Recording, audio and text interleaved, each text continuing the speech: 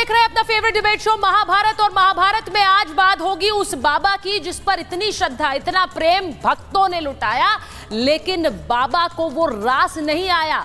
जाने ली लेने के बाद बाबा फरार है। बाबा कहां है? आज महाभारत में सीधे सीधे सवाल यही पूछ रहे हैं, क्योंकि बाबा पर, पाखंड के किरदार पर बाबा कब गिरफ्तार होंगे, सवाल आज पूरा देश ये पूछ रहा है। इसलिए पूछ रहा है क्योंकि इस बाबा के आश्रम में न जाने कितने लोग आते थे, कितने भक्त थे, कितने अनुयायी थे। आपके भी शहर में, आपके राज्य में भी कोई ना कोई एक ऐसा बाबा होगा जिसके सत्संग में, जिसके आश्रम में बहुत भीड़ लग रही होगी। बहुत से लोग वहां से कहते भी होंगे कि इस बाबा के आश्रम में आप जाइए। लेकिन इन बाबाओं को क्या ये प्यार और स्नेह, ये समर्पण रास नहीं आता है? क्योंकि इस बाबा के सत्संग में इतनी जानें चली गई, लेकिन बाबा लौट कर नहीं आए उन प्रताड़ितों से मिलने के लिए, उन भक्तों से मिलने के लिए जिन्होंने इतने साल इन बाबा की भक्ति में दे दिए। लेकिन ये बाबा गायब है, अपने भक्तों से मिलने भी नहीं आए। अब इस पर सियासी शोर भी बहुत हो रहा है। वहां जब मौत हुई तो इतना हंगामा मचा, लेकिन बाबा की गिरफ्तारी पर सब मौन है। आज महाभारत में सवाल यह भी पूछूंगी कि आखिर बाबा की गिरफ्तारी पर क्यों नहीं कोई बोल रहा है। मैं आपको सबसे पहले वो तस्वीर भी दिखाऊंगी जो बाबा के साम्राज्य की पोल खोलती है। लेकिन भक्तों की बात जरूर सुनिए जिनका मोह भंग हो गया।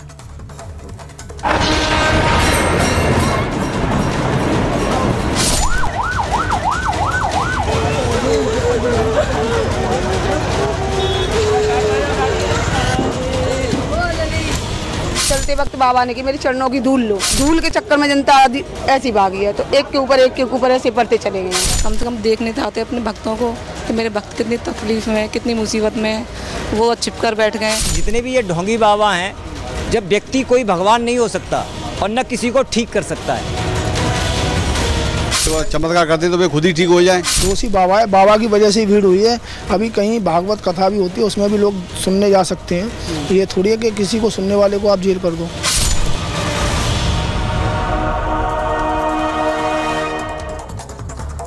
आपने सुना, भक्त कह रहे हैं कि अपने भक्तों से मिलने का समय भी नहीं मिला। ये कैसे बाबा हैं? ये क्यों नहीं आए हैं? इस बाबा ने लोगों को किस तरह से अपने मोह जाल में फंसाकर संपत्ति बना ली, आज उसका खुलासा करने वाले। कहा यह जा रहा है कि बाबा ने तकरीबन 1000 करोड़ की संपत्ति बना ली और बड़े ही शातिराना ढंग से, अपने नाम नहीं बल्कि एक ट्रस्ट बनाकर इस संपत्ति को खड़ा किया। जो सारी संपत्ति इस ट्रस्ट के नाम पर है, उस ट्रस्ट का नाम है नारायण विश्व हरि ट्रस्ट। अब इसी के नाम पर बाबा की 1000 करोड़ की संपत्ति है। अलग अलग शहरों में 24 आलीशान आश्रम है, उनमें से एक आश्रम की तस्वीर आज आपको दिखाऊंगी। 30 लग्जरी गाड़ियों का एक काफिला है, इसमें हर तरह की गाड़ियां हैं, इन्हीं से ये बाबा चल रहा था। 5000 सुरक्षा कर्मियों की एक प्राइवेट आर्मी है, 5000 सुरक्षा कर्मियों की प्राइवेट आर्मी। इनका रहना, खाना, पीना, उसका सारा खर्चा बाबा उठाता है। और सुरक्षा के नाम पर जहां इतना खर्चा हो रहा है, वह सुरक्षा के नाम पर एक भी सीसीटीवी नहीं है। तो आप सोचिए, खर्चा इतना 1000 करोड़ का बाबा, लेकिन सीसीटीवी एक भी नहीं। क्यों नहीं है? क्योंकि शायद उस आश्रम में ऐसा कुछ हो रहा था जो कैमरे में कैद नहीं होना चाहिए। और इसीलिए आज वो भी बताऊंगी कि इस बाबा के पुराने पड़ोसी क्या कहते आए हैं। लेकिन सबसे पहले उस एक आश्रम की तस्वीर देख लीजिए। ये आश्रम मैनपुरी का आश्रम है। ये मैनपुरी का आश्रम, जिसकी एक सीसीटीवी तस्वीर हमारे पास आई है। दूर से देखिए, दूर दूर तक खेत खलियान है, उसके बीच ये बड़ा सा आश्रम बना हुआ है। ये बाबा का मैनपुरी का आश्रम है, यहीं पर सत्संग होता था। और बाबा इस पूरी संपत्ति का मालिक है, ये सिर्फ एक है, ऐसे 24 हैं। इसीलिए हम कह रहे हैं कि ये 1000 करोड़ का बाबा, जिसने बड़े शातिराना ढंग से ये पूरी संपत्ति बनाई है, भक्तों के पैसे से, उनके दान से। लेकिन आज भक्तों को मिलने के लिए समय नहीं है इस बाबा के पास। आपको दिखाती हूं इस बाबा के बारे में इसके अपने पड़ोसी क्या कहते हैं। वो इसलिए इंपॉर्टेंट है क्योंकि ये बाबा कैसे एक गार्ड, एक पुलिस गार्ड होते हुए एक बड़ा बाबा बन गया, उसके पीछे की एक कहानी है। एक पड़ोसी बाबा के बारे में कहता है कि 25 साल पहले सत्संग करने लगा था, हमने आज तक कोई चमत्कार नहीं देखा है। हमें पता भी नहीं है ये चमत्कार कब करने लगा, क्योंकि हमने कोई चमत्कार नहीं देखा। अनुयायी दूर दराज से यहां पर आने लग गए, भीड़ जुटने लग गई और ऐसा लगा कि उसे एक काम मिल गया है। एक पड़ोसी कहता है कि हमने कभी चमत्कार नहीं देखा इस बाबा के आश्रम में, और यहां पर जब लोग आए तो हर मंगलवार यहां पर बहुत ज्यादा भीड़ होने लगी। एक और पड़ोसी ने बताया। एक और पड़ोसी बाबा के बारे में क्या कहता है, बाबा की बेटी की मौत पर बड़ा ड्रामा हुआ था। बाबा की अपनी बेटी नहीं थी, लेकिन एक बेटी को गोद लिया, 2 दिन तक जिंदा करने का ड्रामा चलता रहा और बाबा ने देखा कि वहां बहुत भीड़ जुट गई इस नाम पर, तो इसी को एक काम में तब्दील कर दिया गया। पुलिस ने आकर वो ड्रामा बंद कराया था। ये पड़ोसी बताते हैं जो बाबा को तब जानते थे जब वो कुटिया में रहता था। कुटिया से किले तक का सफर कैसे तय किया इस बाबा ने, उसे समझिए। एक और पड़ोसी ने कहा कि 2000 के बाद, यानी साल 2000 के बाद पुराना घर बंद हो गया। वहां उस घर में क्या चलता था किसी को नहीं पता है, और इसीलिए ये सवाल उठते हैं कि आखिर बंद कमरों में जहां सीसीटीवी भी नहीं है उनमें आखिर क्या चल रहा था। आज ये भी सवाल पूछ रही हूं। ये रिपोर्ट देख लीजिए, क्योंकि आज राहुल गांधी भी पीड़ितों से मिलने गए, उस पर बहुत सियासी हमले भी हुए, लेकिन सवाल ये है कि मौत पर तो इतना शोर हुआ, लेकिन बाबा की गिरफ्तारी पर सब चुप क्यों है। ये रिपोर्ट देखिए।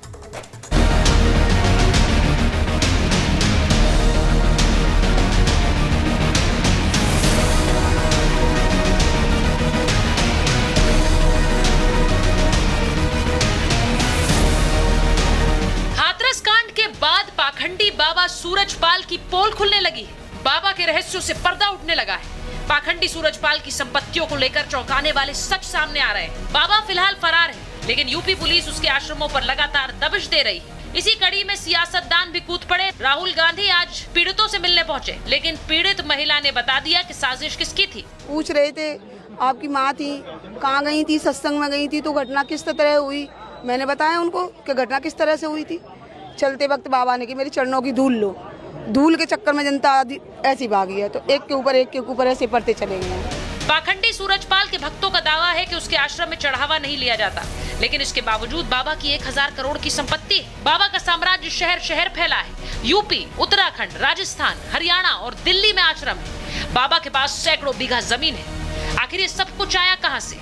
वही गांव है जहां पे बाबा का जन्म होता है और जहां से बाबा अपने साम्राज्य की शुरुआत करते हैं। अगर आप इस आश्रम के अंदर जाएंगे, क्योंकि ये बाबा का पहला आश्रम है, तो आपको ये ऊंची दीवारें, महल जैसी ये दीवारें आपको नजर आएगी, जहां पे मार्बल से जड़ी हुई है ये दीवारें। पाखंडी बाबा सूरजपाल के पास अकूत संपत्ति के साथ साथ 5000 सुरक्षा कर्मियों की एक प्राइवेट आर्मी है। उसी आर्मी में ब्लैक कैट कमांडोज भी शामिल हैं। महिला कमांडोज को गोपिका यूनिट का नाम दिया गया है। बाबा ने अपनी आर्मी को अलग अलग दस्तों में बांट रखा है। नारायणी सेना गुलाबी पोशाक पहनती है, गरुड़ योद्धा काली पोशाक पहनते हैं, वहीं हरिवाहक भूरी पोशाक में बाबा के सत्संग में सुरक्षा देते हैं। हर सुरक्षा कर्मी को अलग अलग कोड वर्ड दिया था।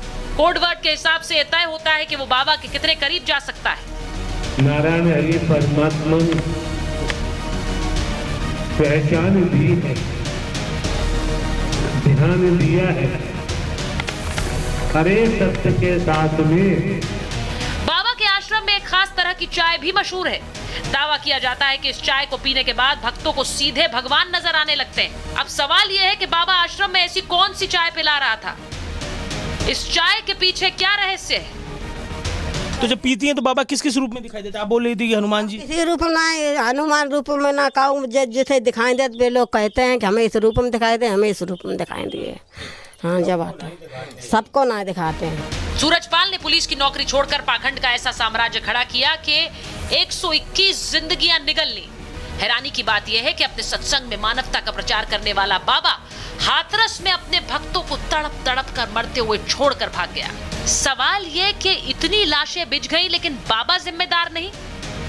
सवाल ये कि क्या अपने पीड़ित भक्तों से मिलने के लिए भी अब बाबा नहीं आएगा? उसे डर है वो पकड़ा जाएगा। Bureau report, Republic Bharat. आपने सुना कि किस तरह से बाबा के आश्रम से जुड़े जो लोग हैं वो कुछ ऐसे जो अभी भी बाबा को बेगुनाह बताते हैं और कह रहे हैं बाबा की भक्ति में लीन है, और कुछ ऐसे जो सवाल पूछ रहे हैं और डंके की चोट पर पूछ रहे हैं कि हमने परिवार खो दिया, बाबा क्यों नहीं आया। लेकिन इस बीच सियासी हमले बहुत हो रहे हैं। बीजेपी की प्रवक्ता अनिला सिंह जी हमारे साथ जुड़ गई हैं। हमारे साथ राजकुमार भाटी जी हैं, समाजवादी पार्टी के राष्ट्रीय प्रवक्ता हैं। यूपी पुलिस में एक्स डीजीपी विक्रम सिंह जी हमारे साथ जुड़े हुए हैं। अश्विनी दुबे जी हैं, वरिष्ठ वकील सुप्रीम कोर्ट के, हमारे साथ हैं। मैं एक बार सबसे पहले डीजीपी सर आपके पास आ रही हूं, क्योंकि इसमें सियासी हमला तो हो रहा है, शोर मौत पर बहुत था, लेकिन इस बाबा की गिरफ्तारी पर एक चुप्पी सी है। मैं आपसे पूछूंगी सर कि इस तरह के बाबाओं को पकड़ना क्या वाकई मुश्किल है? क्योंकि हमने इससे पहले देखा है, देश ने कई बाबा देखे और उसके बाद उनकी क्राइम गाथा भी देखी है। इन्हें क्यों नहीं पकड़ा जाता है?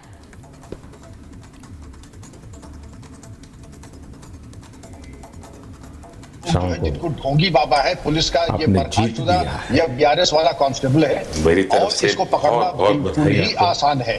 क्यों नहीं पकड़ा जा रहा है? ये डीजीपी सर, मैं आपके पास वापस आ रही हूं, मैं आपके पास वापस आऊंगी आपका ऑडियो दुरुस्त करके, लेकिन एक बात बड़ी अजीब है अनिला जी, इस मामले में पुलिस दबिश दे रही है, पुलिस अलग अलग जगह जाकर छापेमारी कर रही है, कई गिरफ्तारियां भी हुई हैं, लेकिन बाबा तक आपका शिकंजा क्यों नहीं कस पा रहा है?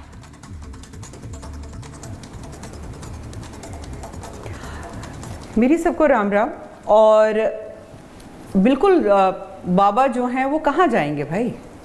उनको कोई धरती थोड़ी ना निकल जाएगी, आसमां में थोड़ी ना समा जाएंगे, बिल्कुल पकड़े जाएंगे। ये सारा कार्यक्रम जो है उन्हीं के लिए रखा गया था, उनके सेवादारों ने, उनके आयोजकों ने सब जो एक कार्यक्रम का रचना करी थी, पर हेड तो वही थे ना। परंतु कानून जो है वो अपना काम करता है, धाराएं जो है वो कानून के हिसाब से होती हैं। अनिला जी, ऐसा लग रहा है आपको पता है बाबा कहाँ है, लेकिन फिर भी नहीं पकड़ रहे, या फिर आपको लग रहा है कहाँ जाएंगे हम, जब मामला बढ़ेगा आगे तो पकड़ लेंगे? कमाल करिए सुचरिता जी, क्या मीडिया के ऊपर जो है सारा मुकदमा लड़ जाएगा और न्याय भी मिल जाएगा? कुछ काम जो है न्याय प्रणाली और जो कानून व्यवस्था है उसके ऊपर भी छोड़ देना चाहिए। थोड़ा विश्वास हमारी जो संस्थाएं हैं उनके ऊपर भी छोड़ देना चाहिए ना। सारा काम तो हम जो है सोशल मीडिया, इलेक्ट्रॉनिक मीडिया और टेलीमीडिया, अनिला जी ये अच्छा है, जब बाबा की पुलिस काम करती है तब आप उसका क्रेडिट लेते हैं। आज जब हम सवाल पूछ रहे हैं तो आप बोल रही है मीडिया ही पूछ लेगा क्या सब कुछ, हम मीडिया को क्यों बताएंगे? ये तो कोई बात नहीं हुई अनिला जी, सवाल तो हम पूछेंगे। इतनी मौत हो गई तो और जो बाबा है उसका नाम एफआईआर में नहीं है, ये बाबा अपने अनुयायियों की सुध लेने तक नहीं आया है। मैं सवाल किससे पूछूंगी? आपसे नहीं पूछूं तो? नहीं, बिल्कुल पूछिए। सवाल तो राहुल गांधी जी से भी पूछा गया, अखिलेश जी से भी पूछा गया, रामगोपाल यादव जी से भी पूछा गया, उत्तर दिया? बाबा के विषय में कुछ बोला उन्होंने? नहीं बोला ना। एक्शन कौन दिखाएगा? एक्शन जो है योगी बाबा ही करके दिखाएंगे, और विश्वास रखिए ना उनके ऊपर। एग्जैक्टली आप लोगों की डायरेक्शन उन्हें करना है, इसीलिए आपसे पूछ रही हूँ, वरना भाटी जी यहाँ बैठे हुए हैं, उनसे उनके खाते के अलग सवाल हैं। आपसे तो सबसे पहले सवाल यही होगा। भाटी जी के नेता सुचरिता जी, भाटी जी के एक बोलिए ना, एक सेकंड, एक चीज मैं बोलना चाह रही हूँ। भाटी जी के नेता ने तो ये कह दिया ना, अरे ये तो हादसा है, हादसा तो होते रहते हैं। इनके नेता ने कहा ना, हमारे नेता ने तो नहीं कहा। हादसा है, हादसे होते रहते हैं। ये बाबा बेगुनाह है। भाटी जी, आपके नेता, आपके सांसद इस तरह के बयान देते जा रहे हैं, ये तो बेगुनाह है, इसमें उनकी कोई गलती नहीं है। अब मेरा सवाल ये है कि इस मामले में भले ही एफआईआर नहीं हुई हो, लेकिन क्या ऐसे मामलों में आप पहले से क्लीन चिट देके बैठ जाएंगे? आपके नेता ये बयान देते रहेंगे तो ऐसा लग रहा है बचाने की कोशिश कर रहे हैं।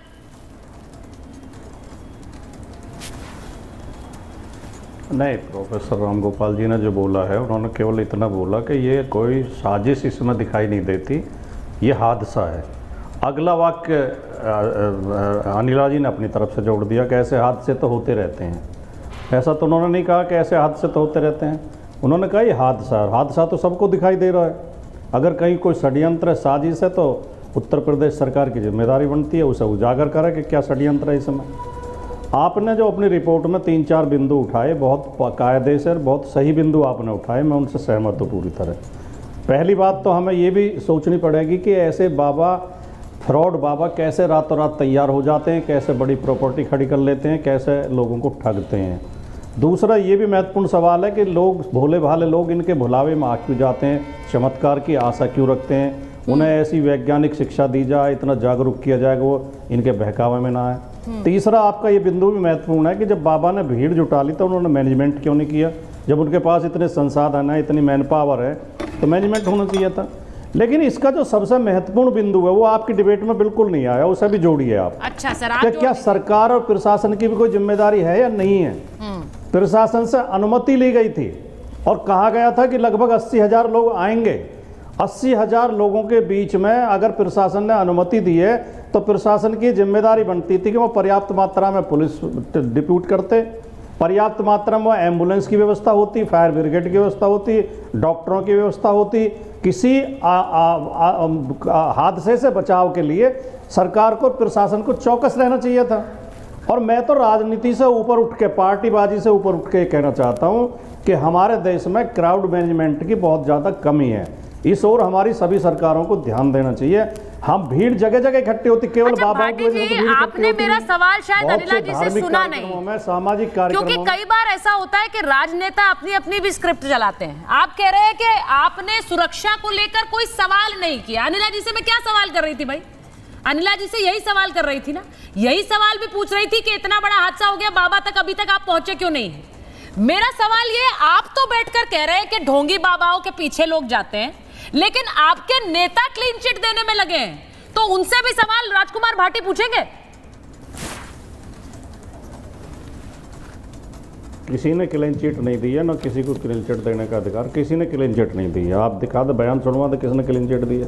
दूसरी बात, मैंने ये नहीं कहा जो आप कह रही हैं, आप दूसरा सवाल पूछ रही हैं कि बाबा गिरफ्तार क्यों नहीं हुआ। तो आप ही के सांसद हैं। मैं कह रहा हूं कि हादसा हुआ, उसमें आपने कहा क्लीन चिट नहीं दी है, पहले उस बात को कंप्लीट कर लेते हैं। सरकार की भी तो जिम्मेदारी। रामजीलाल सुमन किसके सांसद हैं? उन्होंने कहा बाबा तो बेगुनाह है, उन्हें फंसाया जा रहा है। तो ये क्लीन चिट देना होता है कि नहीं होता है? समाजवादी पार्टी के नेता राजकुमार भाटी मुझे बता दें। किसने कहा? किसने? रामगोपाल यादव क्या कह रहे हैं? रामगोपाल यादव ये नहीं कह रहे हैं कि ये तो एक कोई साजिश लगती है, ये कोई साजिश लगती है, ये एक हादसा है। एक बार डीजीपी विक्रम सिंह जी का भी ले लीजिए स्क्रीन पे। हाँ बोलिए बोलिए। मेरी बात सुन, ये बहुत दुखद घटना। 27 के करीब लोग तो सरकारी आंकड़े के अनुसार जिनकी मौत हुई है, गैर सरकारी और ज़्यादा बता रहे हैं। उस पर योगी आदित्यनाथ जी, उत्तर प्रदेश के मुख्यमंत्री योगी आदित्यनाथ जी ने सवाल बयान दिया था कि इसके पीछे कोई साजिश है। तो पत्रकारों ने रामगोपाल जी से उसके रिएक्शन में पूछा कि क्या इसके पीछे साजिश है, तो उन्होंने कहा कि इसमें साजिश तो कोई दिखाई नहीं दे रही, ये हादसा है। तो ये योगी जी क्यों कह रहे हैं बिना जांच पड़ताल के कि इसमें कोई साजिश है? और इसमें क्या साजिश हो सकती है? भोले भाले लोगों को कोई मरवाएगा, क्या साजिश हो सकती है? ये बिल्कुल व्यवस्था का फेल्योर है, सिस्टम का फेल्योर है। सिस्टम नहीं बनाया गया, वहाँ पे पर्याप्त व्यवस्था नहीं की गई, प्रशासन सोया हुआ था, सरकार सोई हुई थी, 80,000 लोगों की परमिशन थी, 2.5 लाख लोग इकट्ठे हो गए, LIU फेल थी, लोकल इंटेलिजेंस फेल थी, जिला प्रशासन फेल था, पुलिस फेल थी। इस सच को हम जब तक स्वीकार नहीं करेंगे, अभी विक्रम सिंह नहीं, ठीक है, आपकी बात मैंने मान ली। मैं एक बार डीजीपी विक्रम सिंह जी के पास जाऊंगी। पवन सिन्हा जी भी हमारे साथ जुड़ गए हैं। मैं कह रहा हूँ वो गलत कह रहा हूँ? आप बिल्कुल गलत नहीं कह रहे हैं, आप बिल्कुल गलत नहीं कह रहे। सुनिए सुनिए भाटी जी, आप बिल्कुल गलत नहीं कह रहे। आप कैसे गलत कह सकते सर? मैं एक चीज आपसे कहूंगी, आप ये तो बता रहे हैं फेलियर है, मेरा सवाल तो आपसे होगा ना। अनिला जी का हिस्से का सवाल उनसे होगा, इसीलिए मैं आपसे पूछ रही हूँ कि अपने नेताओं को थोड़ी सलाह दीजिए कि इस तरह के बयान देना बंद करें कि वो बाबा तो बेगुनाह है। इस समय उनकी सारी जो संवेदनाएं हैं ना, वो परिवारों के साथ होनी चाहिए, ना कि बाबा के साथ। दिक्कत ये है कि आपके नेता संवेदना बाबा के साथ दिखा रहे हैं, उन प्रताड़ितों के साथ, उन पीड़ितों के साथ नहीं है जिनके लोगों की जान चली गई है। मैं एक बार डीजीपी सर आपके पास आ रही हूं, उम्मीद कर रही हूं आपको ऑडियो अब ठीक होगा। डीजीपी सर, मैं आपसे ये पूछ रही हूं, इस तरह के बाबा हमने हिंदुस्तान में न जाने कितने देखे हैं। मैंने शुरुआत में ही कहा कि हर व्यक्ति जानता है उसके राज्य में या उसके मोहल्ले में कोई ऐसा आश्रम होगा जहां पर इस तरह के बाबा कोई समोसा खिला रहा होगा, कोई चटनी खिला रहा होगा, और कोई ये कह रहा होगा कि यहां पर आओ, ये चाय पीने से चमत्कार हो जाएगा। इनको पकड़ा क्यों नहीं जाता है? ये खुद भगवान बन जाते हैं। चर्चा जी, बड़ा मौलिक सवाल है आपका, बड़ा मौलिक सवाल है। आपको अगर श्रृंखला तरह आसाराम राम रहीम, नित्यानंद, इच्छाधारी बाबा और मैं गिनाता चला जाऊंगा, राधे माँ आदि। अब वर्तमान केस में आप ये देखें, ये ढोंगी बाबा पुराना यूपी पुलिस का कांस्टेबल है, यौन अपराध के ऊपर इसके आरोप है, जमीन कब्जाने के आरोप है और एक बच्ची को जिंदा करने का इसके ऊपर आरोप है और drugs and magic remedies act 1954 के ऊपर मुकदमे चले। इस शातिर दिमाग के आदमी को बाबा कहने, लेकिन मुझे स्तब्ध मैं इस बात कहूं कि इसके ऊपर कार्रवाई क्यों नहीं हो रही। अब सेवादार सुचरिता जी आपके थे या मेरे थे? जिसके सेवादार थे, ये तो वही बात है कि बारात में आपने बारात के चौकीदारों को तो पकड़ लिया, दूल्हे को पकड़ा ही नहीं। दूल्हे की आप चर्चा भी नहीं कर रहे हैं, आपकी क्या मजबूरी है?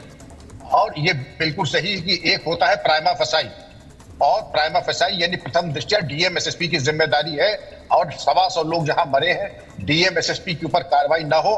मैं जानना चाहूंगा क्या मजबूरी है, क्यों नहीं उन पर कार्रवाई हो रही है? सबसे पहली जिम्मेदारी वहीं से शुरू होती है। आपने लापरवाही की पराकाष्ठा, ये तो वही बात हुई, अर्ध कुंभ आपने ठीक कराया, कुंभ आपने कराया, पार्लियामेंट असेंबली के इलेक्शंस आपने कराए, कांवड़ मेले आपने कराए, मुहर्रम आपने निकाला, लेकिन यहां पर एमएससी फर्स्ट डिवीजन पास और दर्जा 2 में फेल हो गए। मैं एक सवाल अश्विनी दुबे जी से पूछूंगी, क्योंकि आज हम बहुत से पहलुओं पर चर्चा कर रहे हैं। सियासी चर्चा मेरे लिए नहीं है, मेरे लिए ये चर्चा इस बात से जुड़ी हुई है, और आप सब लोग जो जुड़े हुए हैं वो मैं उम्मीद कर रही हूं कि चाहते हैं कि आम लोग इस तरह के बाबाओं के पाखंड से बच पाए, और इसीलिए उसमें रोल एक एक्स डीजीपी का भी है, उसमें रोल एक बड़े वकील का भी है। पवन सिन्हा जी तो हम देखते आए हैं कि किस तरह से लोगों का एक मार्गदर्शन करते हैं, तो पवन सिन्हा जी आपका भी एक बहुत बड़ा रोल है, और इसीलिए मैं पहले एक बार अश्विनी जी से पूछूंगी। अश्विनी जी से जरा बताइए, बार बार ये कहा जा रहा है कि बाबा के नाम पर तो एफआईआर नहीं है, एफआईआर नहीं है तो उन्हें कैसे अरेस्ट किया जाए, उन्हें कैसे पकड़ा जाए? अरे इस तरह का जो गोरख धंधा हो रहा है, उसके सेंटर में, उसके केंद्र में जो व्यक्ति है, क्या वो गुनहगार नहीं है? कि मौत का प्रवचन सुनने के लिए, किसके मौत का प्रवचन सुने? मौत का प्रवचन देने वाले उस बाबा का प्रवचन सुनने के लिए लाखों की भीड़ आई।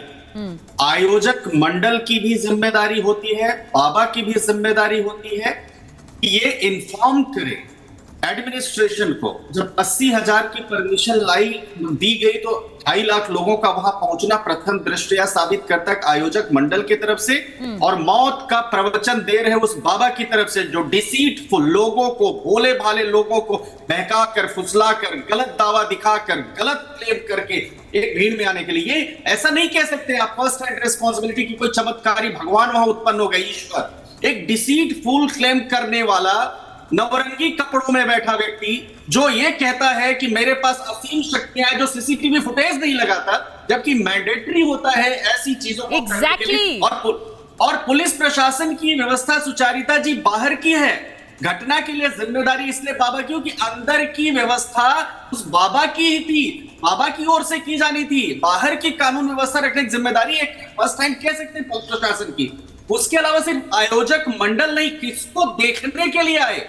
और सबसे बड़ी चीज जो रेस्क्यू की बात की, उसी समय अपने 5,000 की फौज के साथ इस पाखंडी का वहां से निकलना, यह साबित करता है कि वो लीस्ट बॉदर्ड है उन लोगों के लिए जिनको वो भोले वाले लोगों को अपनी तरफ जो है आकर्षित कर रहे हैं अपने लोक लुभावने झूठी बातों से। ये सिर्फ पॉलिटिकल गिमिक है। ये एक ऐसी घटना है, दर्दनाक घटना है, हादसा नहीं है, सैकड़ों की मृत्यु हुई है। इतने संवेदनशील मुद्दे पर राजनीति अमानवीय और नेताओं की असंवेदनशीलता को दिखाती है। सुचारिता जी, बड़ा गंभीर मसला है, एंट्री एग्जिट पॉइंट नहीं बना था। आदरणीय विक्रम सिंह जी हैं यहाँ पर, उनसे पूछिए, आदरणीय पवन सिन्हा जी हैं, उनसे भी पूछिए, भाटी साहब भी, अनिला जी हैं, आने जाने के लिए जहां रास्ता नहीं बनाया गया हो, एक कच्चा रास्ता हो, प्रथम दृष्टया यह साबित करता है कि फेलियर था वहां पर। 2.5 लाख लोग पहुंच जाएं और दूसरा आयोजक फरार हो जाए। आयोजक के साथ ये प्रवचन देने वाला, जो डिसीटफुल प्रवचन देने वाला, जैसा उन्होंने कहा कि ब्लैक मैजिक हमारे यहाँ जो बैन है, लॉ जिसको नहीं परमिट करता है, वो आता है, सीसीटीवी फुटेज नहीं होता। क्या चमत्कार दिखा रहा है। बात है, मैं आपको बताऊं पवन सिन्हा जी, मैं आपके पास आ रही हूं क्योंकि आप एक तरह से अपने आपके आश्रम में बहुत से लोग आते हैं, वो बहुत से सवालों के साथ आते होंगे। देखिए, क्योंकि आध्यात्म का सवालों से तो जुड़ाव है ही, तो बहुत से सवालों के साथ आते हैं। तो क्या उन सवालों के जवाब में आप उन्हें ऐसी चाय पिलाते हैं जिसके बाद उन्हें भगवान दिखने लग जाते हैं? क्या आप उन्हें समोसा खाने को कहते हैं जिसकी चटनी के खाने के बाद सारे उनके दुख दर्द दूर हो जाते हैं? ये पाखंड है। बिल्कुल ठीक है आपने, ये 100% ऐसा संभव है ही नहीं धरती के ऊपर। ऐसा कोई व्यक्ति नहीं, कोई ऐसी शक्ति नहीं। जो एकमात्र शक्ति है वह है ईश्वर। हमारा जो कर्तव्य है वो ये है कि व्यक्ति का आत्मविश्वास बढ़ाएं, उसे मनोबल दे और उसका ज्ञान बढ़ा के उसको ईश्वर की तरफ प्रवृत्त करें। हम अपनी तरफ प्रवृत्त नहीं कर सकते, हमारे नियम बड़े सख्त हैं।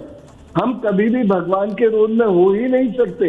हम केवल एक सत्संग होल्ड कर सकते हैं जिसमें प्रश्नों का उत्तर दिया, ज्ञान दिया और कहा कि अब आगे की बात ईश्वर जाने, और मेडिकल प्रॉब्लम है तो चिकित्सक जाने, उसमें मैं कुछ नहीं कर सकता। अगर मैं मेडिकल प्रैक्टिशनर नहीं हूँ तो मुझे उसको कहना चाहिए कि ये प्रॉब्लम है, अब इसके लिए आप किसी योग्य चिकित्सक से चिकित्सीय सलाह लीजिए। तो ये शेयर पाखंड है जहाँ व्यक्ति खुद भगवान बनता है और कहता है मेरी धूल ले लो तो ये हो जाएगा, मैं जल डाल दूंगा तो ये हो जाएगा। ऐसा कुछ भी संभव नहीं है। कर्ता भाव केवल एक ही व्यक्ति पर है और वह है ईश्वर। रही बात वहां के सिस्टम की, हालांकि हमारे आदरणीय डीजीपी साहब इस मामले को बहुत अच्छे से समझाएंगे। मैं तो सिर्फ इतना जानता हूं कि मल्टीपल एंट्री होनी चाहिए, मल्टीपल एग्जिट होनी चाहिए और छोटे छोटे पॉकेट्स बने हुए होने चाहिए जिसमें भीड़ को उस घेरे के अंदर रखा जाए। मान लिए एक जगह स्टैम्पीड होती है तो वो एक ही पॉकेट अफेक्टेड होगी, वो पूरा पंडाल अफेक्टेड नहीं होगा। ऐसा ये प्राइवेट आर्मी वाली जो बात है, मैं एक चीज इसे पूछना चाहूंगी, क्या इसमें किसका रोल है? डीजीपी सर, मैं आपसे पूछ रही हूँ, यहाँ पे सत्ता पक्ष विपक्ष दोनों के लोग बैठे हैं और ये स्वाभाविक है कि सियासत में इस तरह के मामले उठते हैं तो एक तरह से दोषारोपण होता है, लेकिन जिम्मेदारियां सबको अपनी निभानी होंगी। बाबाओं की वाहवाही करने वाले लोग नहीं बच के जा सकते हैं। और बाबा इतना बड़ा आश्रम चला रहा है जिसमें 5000 की प्राइवेट आर्मी चल रही है, पुलिस को वहां आने नहीं दिया जाता है, तो सरकार क्या कर रही थी? सवाल ये भी उठेंगे। सुचरिता जी, सबसे पहले कानून समझ लें, ये बाबा के बाउंसर्स हैं जिनको हम प्राइवेट आर्मी कह रहे हैं, ये बाउंसर्स हैं। और ये भी दूसरे ये छोटे गुंडे हैं और इनका कोई औचित्य नहीं है कि पुलिस, और पुलिस क्या, वो पुलिस क्या है जो अंदर घुस के कहे कि तुम निकल जाओ यहां से, सारा इंतजाम हमारा। गुरुजी ने बहुत अच्छी बात कही, पवन गुरुजी ने, कि आपको चाहिए exit plan, entry plan, emergency contingency plan. हर जिले में एक होती है कार्य योजना, जो होता है डिस्ट्रिक्ट इमरजेंसी कंटिजेंसी प्लान, उसका पूर्वाभ्यास होता है हर महीने और यह सुनिश्चित किया जाता है कि इन हालात में duties, watch towers, control room और आपकी एसओजी और रिजर्व्स कहाँ रहेंगे, मेडिकल इमरजेंसी क्या रहेगी, ग्रीन कॉरिडोर कहाँ रहेगा, कि इस तरीके की इमरजेंसी आने पे आप तत्काल लोगों को किस चिकित्सालय में ले जाएंगे, क्या व्यवस्था हो जाएगी। यहाँ तक कि एयर लिफ्ट, एयर एम्बुलेंस का भी व्यवस्था होती है। यहाँ आपने देखे सुचरिता जी, लगता है उन्होंने 80,000 कहा, आपने मान लिया, जबकि हर थाने में त्योहार रजिस्टर होता है, LIU की रिपोर्ट होती है। इस बाबा जिसके ऊपर 2 बार अपने एप्लीकेशन से ज्यादा भीड़ इकट्ठा करने के केसेस हैं, ये तो LIU को दे देना चाहिए था। ये आदमी झूठा है और कहेगा 80, मंगाएगा 3। अच्छा, हमने मान लिया बाबा झूठ बोला, और 2.5 लाख आदमी जब सुचरिता जी इकट्ठा होते हैं तो 8 घंटे लगते हैं। उस 8 घंटे में क्या स्थानीय पुलिस LIU ने, क्या वो हाथ पे हाथ धरे बैठे थे? कोई भी प्रोफेशनल पुलिस फोर्स वहां पर रीइंफोर्समेंट, कंट्रोल, कंटिजेंसी प्लान, वहां पर रीइंफोर्समेंट भेजती, 2 कंपनी PAC भेजती और वहां CCTV वॉच टावर लगाते, लेकिन ऐसा सुचरिता जी कुछ नहीं हुआ। क्यों नहीं किया? क्या ये बिल्कुल ही किंग कर्तव्य विमूढ़ थे? क्या वो भी उस सम्मोहित हो चुके थे? अरे मैं तो समझ रहा हूं, अब मैं क्या कहूं, मैं तो बड़ा निराश हूं इस तरीके की व्यवस्थाओं के ऊपर। मैं एक चीज, आपने जो इस तरह की व्यवस्थाओं की बात की है, मैं एक चीज बड़ा आज सवाल पूछना चाहती हूं कि वहां पर पीड़ितों से मिलने आज राहुल गांधी पहुंचे थे। भाटी जी, आपसे पूछ रही हूं क्योंकि अब तो राहुल जी के भी सवाल आप ही से पूछे जाएंगे। वो पहुंच गए वहां मिलने पीड़ितों से, उन्होंने पूछा बताइए कौन जिम्मेदार है। वहां पीड़ित बोल रहे हैं बाबा जिम्मेदार है। अब मैं, और इसमें मुझे नहीं लगता कि कोई दो राय है कि बाबा इसके लिए जिम्मेदार है। अब वहां पर जब ये बात होती है तो सवाल पूछे जाते हैं कि वो चुन चुन कर ऐसी जगह पर कहाँ जाते हैं जहां पर बीजेपी शासित राज्य होते हैं। वो तमिलनाडु क्यों नहीं गए? वहां कितने लोगों की मौत हुई थी, याद है आपको भाटी जी?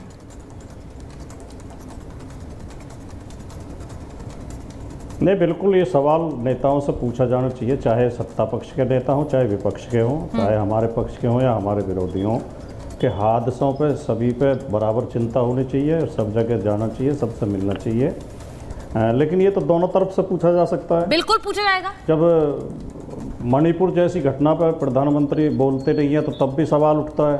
सही बात। लेकिन जहाँ तक आप बाबा के बारे में पूछ रही हैं तो बाबा की खूब गहराई से जांच होनी चाहिए, उसके घपले घोटालों की, उसकी प्रॉपर्टी की, उसके क्या पाखंड हैं, किस तरह लोगों को बहकाया, क्या किया। लेकिन जो दूसरे बाबा हमारे मुख्यमंत्री की कुर्सी पर बैठे हैं उनकी असफलताओं की भी जांच होनी चाहिए कि ऐसा असहाय प्रशासन क्यों हो गया है कि कम से कम हादसे के बाद तो एकदम सक्रिय नज़र आना चाहिए था प्रशासन। बहुत लोगों को तो मरने से बचाया जा सकता था अगर समय पर एम्बुलेंस उपलब्ध होती, अस्पतालों में इलाज उपलब्ध होता, अस्पतालों में डॉक्टर उपलब्ध होते, स्ट्रेचर तक नहीं थी उनको घायलों को उठाने के लिए, एम्बुलेंस तक की व्यवस्था नहीं थी, अस्पताल में लेके जाए गए। बताइए अनिला जी, जो सवाल भाटी जी पूछ रहे हैं, कह रहे हैं कि वहाँ पे बहुत से लोगों को बचाया जा सकता था अगर व्यवस्था होती। अनिला जी डायरेक्ट जवाब दे दीजिए। नहीं, बिल्कुल ठीक बात कह रहे हैं, व्यवस्था होती तो बहुत सारे लोगों को बचाया जा सकता था। बहुत सारी बातें हैं, बहुत सारा क्वेश्चन मार्क है, पर इस बीच में आपने एक बहुत अच्छा प्रश्न जो है भाटी साहब से पूछा जिसका उत्तर ना देके वो दाएं बाएं हो गए। आपने पूछा कि भाई ना तो ये पश्चिम बंगाल जाते हैं, संदेश खाली होता है जब, ना तमिलनाडु जाते हैं जहाँ 50 से ज़्यादा लोगों की मृत्यु हो जाती है। ऐसे राज्य जहाँ पर ये या इनके अलाइड पार्टनर्स की सरकार होती है वहाँ तो ये लोग जाते नहीं हैं। ठीक है, यहाँ पर संवेदना दिखाने आए, बहुत अच्छी बात है, आना चाहिए। आप एक पार्टी के मुखिया हैं, प्रैक्टिकली डिफैक्टो मुखिया तो यही है, चाहे वो हो चाहे अखिलेश जी तो मुखिया हैं। हाँ, प्रियंका वाड्रा जी, आप लोग आइए, शौक से आइए, पर आप कोई कमेंट नहीं करते हैं बाबा के ऊपर, राजनीति करते हैं, पूरा मीडिया का तामझाम लेकर जाते हैं। हाँ बिल्कुल, कुछ देखिए, बहुत सारी चीज़ें हैं, बहुत सारे प्रश्न हैं, जो इन्वेस्टिगेशन हो रहा है, जो न्यायिक जांच कमेटी भी बैठा दी गई है, वो सारे के सारे उत्तर हमको मिल जाएंगे। पर ये हमारी तरफ उंगली उठा रहे हैं तो 3 उंगलियां इनकी तरफ भी तो उठ रही हैं, इनसे पूछे जवाब। अनिला जी उनके तरफ बहुत सारे सवाल है, वो मैंने उनसे पूछे हैं। उनके नेता की फोटो बाबा के साथ आती है, यहाँ भाटी जी बोल रहे हैं कि वो पाखंडी बाबा है। तो सबसे पहले तो यही पूछा जाएगा कि आपके नेता इस पाखंडी बाबा के साथ क्या कर रहे थे भाटी जी। लेकिन उसकी वजह से अनिला जी आप इन सवालों से नहीं बच सकती है कि प्रशासनिक रूप से बाबा की गिरफ्तारी के लिए आपने क्या किया है। आप कह रही है बाबा कहां जाएंगे, वो तो पकड़े ही जाएंगे। अरे लोगों को ये सवाल के जवाब में ये बताइए कि पकड़ लिया है। दोनों लोगों से सवाल पूछ रही हूं आज, क्योंकि इस देश ने एक लंबा इतिहास ऐसे बाबाओं का देखा है जिन्होंने खूब संपत्ति अर्जित की है, लोगों को किस तरह पाखंड के जाल में फंसाकर वो संपत्ति अर्जित की है। ये पहले बाबा नहीं है जिनके बारे में हम बात कर रहे हैं, हर कोई जानता है कि इस तरह के बाबा इस देश ने देखे हैं। स्वामी नित्यानंद को आप देखते रहे, 10,000 करोड़ की संपत्ति के मालिक है ये स्वामी नित्यानंद, 10,000 करोड़। और कैलाशा नाम से एक द्वीप भी इन्होंने खरीद लिया। अब सोचिए कि कितना पैसा इस बाबा के पास हो। 2019 में नित्यानंद भारत से भाग गया था क्योंकि आरोप लगे थे, रेप और किडनैपिंग जैसे कई गंभीर आरोप लगे, जिसके बाद ये यहां से भाग गए। उसी के साथ बाबा रामपाल, इनको कौन नहीं जानता, हिसार के सतलोक आश्रम के संचालक थे और वहां पर डेरे की कीमत ही सिर्फ 100 करोड़ बताई जाती है। डेरे में 5 मंजिला घर, लंबा स्विमिंग पूल, ये सब तस्वीरें देश ने देखी थी। एसी कमरे, मसाज बेड्स, जिम इक्विपमेंट, सब कुछ रखा हुआ था एक बाबा के आश्रम में। और वहां अवैध गर्भपात सेंटर और हत्या, आश्रम में हथियार रखने के आरोप में कैसे इन पर आरोप लगे थे। यही सिर्फ नहीं है, नित्यानंद रामपाल नहीं है, राम रहीम सबसे रईस बाबाओं में शुमार है राम रहीम। और 1455 करोड़ की प्रॉपर्टी लगभग इनकी मानी जाती है।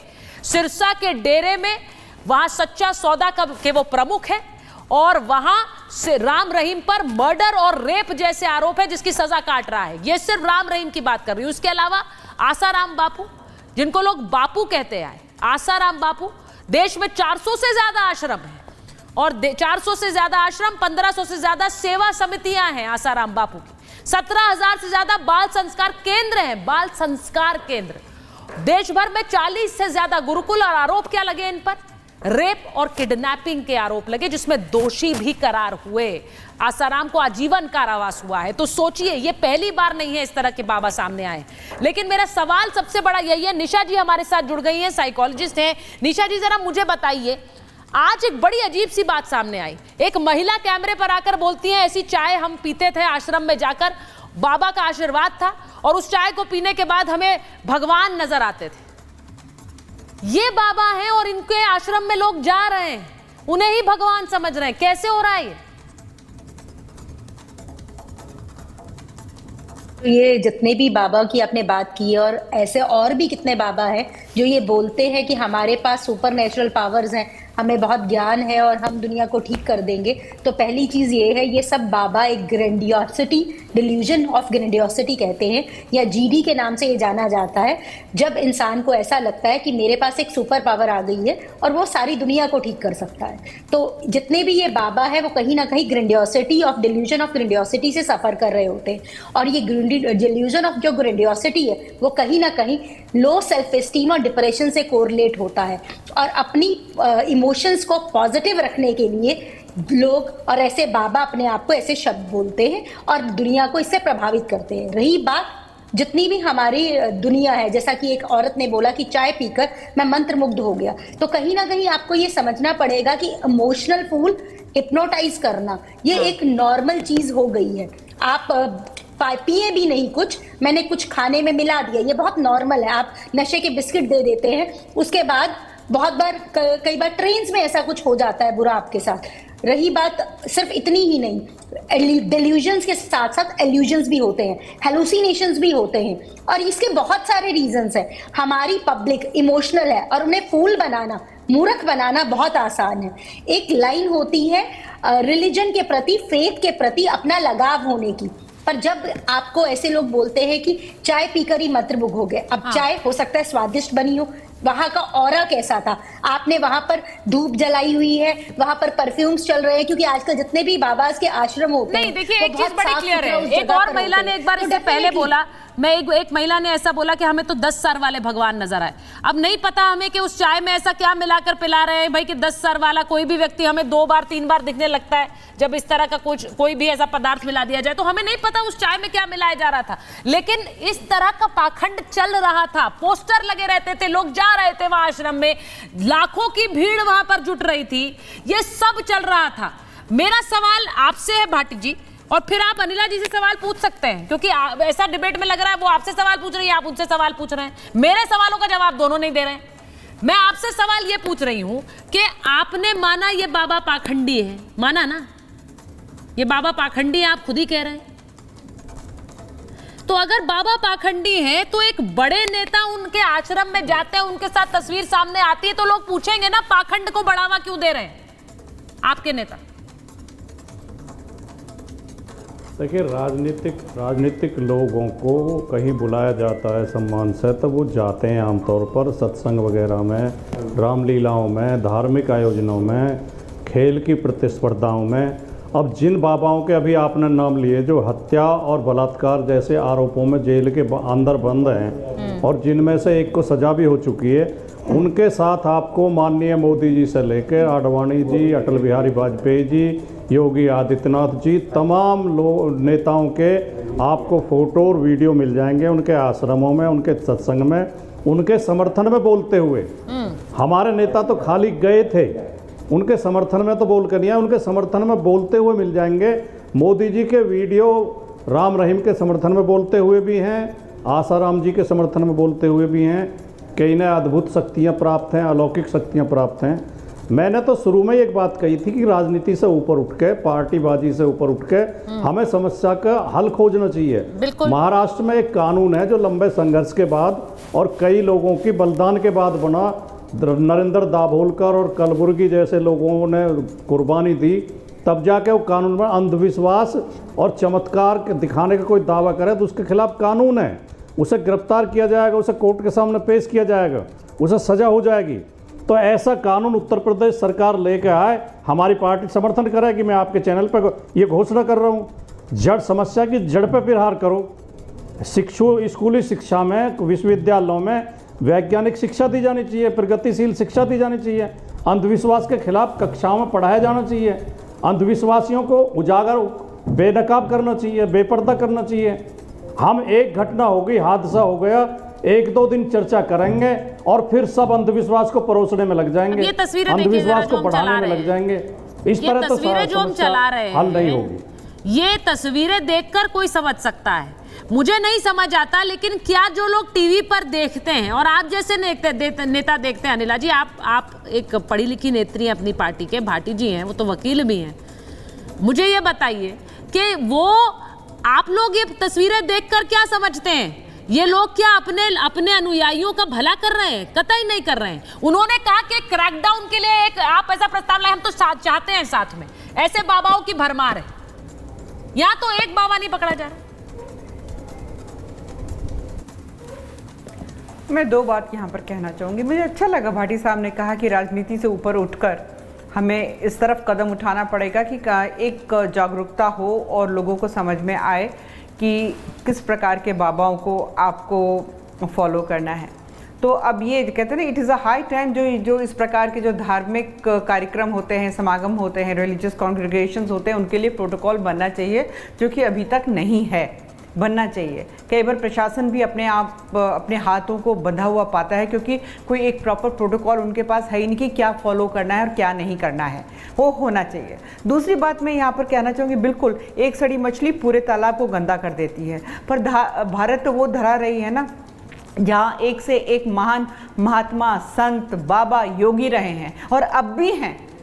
तो हम अंडर वन अम्ब्रेला नहीं कह सकते कि बाबा ऐसे होते हैं। हाँ, मुट्ठी भर बाबा ऐसे होते हैं, परंतु ऐसा नहीं है कि सब बाबा, सब महात्मा, सब संत ऐसे ही होते हैं, सभी आश्रमों में ऐसा होता है, ऐसा नहीं है। सनातन इतना खराब नहीं है, सनातन इतना बुरा नहीं है। हर धर्म में इस प्रकार के लोग जो रिलीजियस गुरु होते हैं, हर धर्म में आपको कुछ ऐसे रिलीजियस गुरु मिल जाएंगे जो अपने चेहरे के पीछे अपना धंधा चलाते हैं, पर इसका मतलब नहीं कि वो पूरा धर्म से जुड़े हुए जो नहीं, हम धर्म की बातें नहीं कर रहे हैं अभी। मैं केवल इतना कहना चाहती हूँ, बहुत दुखदाई अभी हम धर्म की बात ही नहीं कर रहे हैं।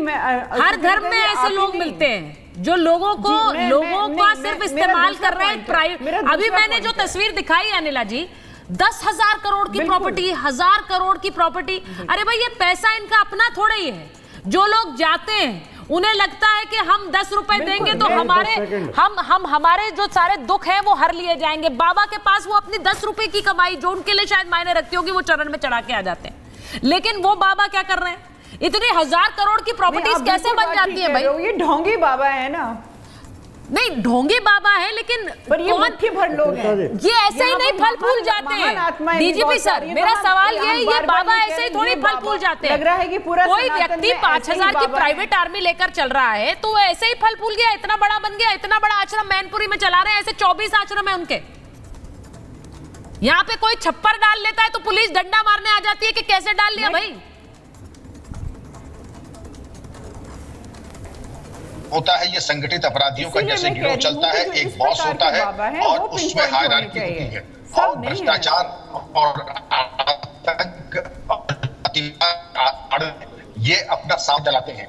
और संगठित अपराधियों के जो गुण होते हैं वही ऐसे बाबा लोगों के भी होते हैं। लेकिन जो कानून की बात भाटी जी ने कही, हमारे पास पर्याप्त कानून है।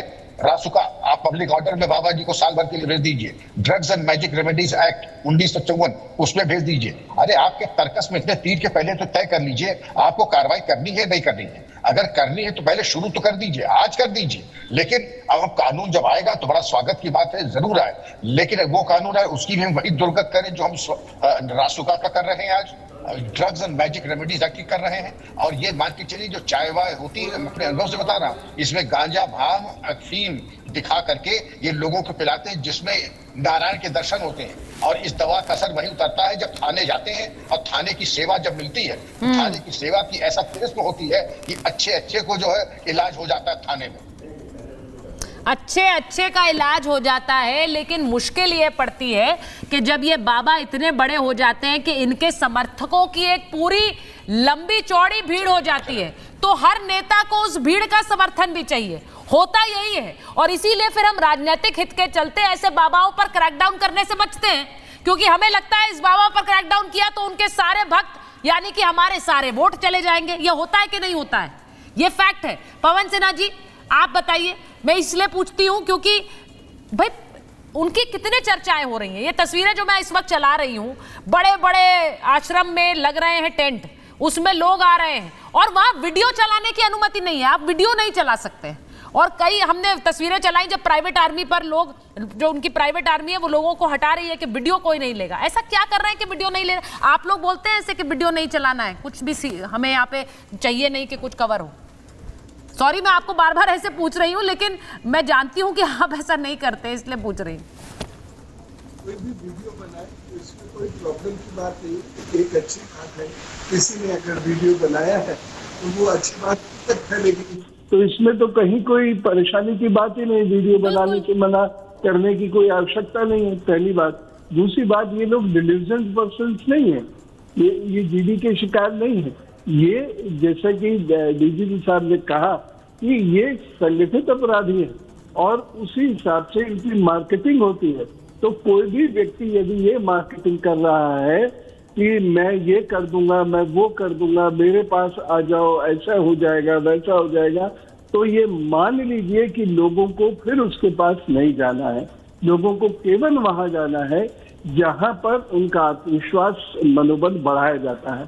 एक और चीज मैं यहाँ कहना चाहता हूँ कि नित्यानंद वाले केस में ये चीज उभर के आई थी कि ऐसे में ड्रग्स का एक छोटा हल्का डोज दिया जाता, जो ड्रग्स लेने के बाद व्यक्ति को जो भी आप बोलेंगे वो दिखाई देने लगेगा। जो इम्प्रेशन आप देंगे, किसी को कृष्ण जी दिखाई देने लगेंगे एक व्यक्ति में, तो किसी को 10 सर दिखाई देने लगेंगे, आदि आदि। तो इस एंगल की खोज करना भी बहुत आवश्यक है कि यहाँ कोई कहीं कोई ड्रग का कंड्यूस तो नहीं खुला हुआ है। ये सारी चीज बिल्कुल। आपका ऑडियो थोड़ा सा बीच में गायब हो रहा है पवन सिन्हा जी। मैं ये एक बात इसलिए बोलना चाह रही हूं क्योंकि जो लोग जिनके अपने खोए हैं वो आज बाबा के खिलाफ खुलकर बोल रहे हैं, लेकिन जो लोग अभी भी उस अंधभक्ति की पट्टी पहने हुए हैं उन्हें जागना चाहिए। कम से कम उन लोगों को सुनकर जो कि अब ये कह रहे हैं कि हमारे अपने चले गए, बाबा क्यों नहीं आए मिलने, बाबा हमारी सुध लेने नहीं आए। और अगर बाबा चमत्कारी बाबा थे तो वो ये रोक सकते थे, उन्होंने नहीं रोका, यानी कि बाबा कुछ नहीं कर सकते। लेकिन इन मौत के बाद वो जाग रहे हैं, अभी भी बहुत है। आप कितने ऐसे बाबाओं को जानते हैं भाटी जी? मुझे लगता है बहुत से ऐसे बाबाओं के बारे में हमने भी सुना है, आपने भी सुना होगा, जो इस तरह से चल रहे हैं, इस तरह से फल फूल रहे हैं। उनके आश्रम में पहले 100 आते हैं, फिर 200 आते हैं, फिर वो 1 लाख और 10 लाख हो जाते हैं। देखिए, बाबाओं में हमें एक भेद रखना चाहिए। अभी अनिला जी कह रही थी, मैं उनकी बात से सहमत हूँ कि देश में एक से एक महान संत, महात्मा, बाबा और योगी हुए हैं, लेकिन जो व्यक्ति, चाहे वो कोई भी हो, कितना ही बड़ा हो, जो व्यक्ति चमत्कार का दावा करता है, किसी मंत्र से या किसी भभूत से बीमारी ठीक करने का वादा करता है, दावा करता है, किसी को नौकरी दिलवाने का या किसी को वो जो प्रेम वशीकरण होता है ना, इस तरह के दावे करते हैं, वो फ्रॉड हैं। संत में और फ्रॉड में हमें फर्क करना सीखना चाहिए। मैं आज मैं ये सीधे पूछ रही हूँ भाटी जी, आपसे भी और अनिला जी से भी। आप दोनों क्योंकि बड़ी पार्टियों के प्रवक्ता हैं, नेता हैं, ये बाबा फ्रॉड है, ये आपने बोला। मैं अनिला जी यही चाहूंगी कि आप दोनों बोलें, क्योंकि आज ये जरूरत है दिखाने की कि सियासत ने आपको नहीं रोका हुआ है, वरना बहुत से सवाल पार्टियों पर उठ रहे हैं। अनिला जी। बिल्कुल बिल्कुल, मैं तो कहती हूँ कि बिल्कुल फ्रॉड है, इसमें कोई दो राय ही नहीं है। और यहाँ पे आपके पैनल पर बैठे हुए भी कोई भी ऐसा व्यक्ति नहीं होगा जो ये नहीं कहेगा कि ये फ्रॉड नहीं है और बेहद इररिस्पॉन्सिबल है। इतने लोगों की जान चली गई, हाँ, उनके बीच में इनको होना चाहिए था। ये मैदान छोड़कर भागे हैं।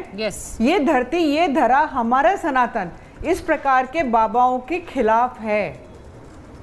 लोग समझ नहीं पा रहे हैं। आपने बिल्कुल ठीक बात कही है। हजारों करोड़ की संपत्ति आप बना लेते हैं, किस लिए? आप ही के चैनल पर स्वामी दीपांकर आते हैं, कभी आप उनके आश्रम में जाइए, शमशान पे छोटा सा आश्रम 1 कमरे का, क्या वो हजारों करोड़ की संपत्ति नहीं बना सकते हैं? परंतु यहाँ पर आप देख लीजिए इस प्रकार के लोग भी हैं, दूसरी तरफ आप देख लीजिए हजारों करोड़ों होता की संपत्ति बनाए बहुत से ऐसे लोग होते हैं जो शायद अपने माँ बाप की उतनी सेवा ना करते हो जितनी आश्रम में जाके ऐसे ढोंगी बाबाओं की सेवा कर लेते हैं। तो जो लोग बापू, पिताजी इस तरह के शब्द इन पाखंडियों के लिए इस्तेमाल करते हैं, वो मुझे लगता है आंखें खोलें और अपने घर के बुजुर्गों की उतनी सेवा कर लें तो शायद ज्यादा भला होगा। यहाँ कोई भला नहीं होने वाला है। बहुत बहुत धन्यवाद आप सबका महाभारत में जुड़ने के लिए।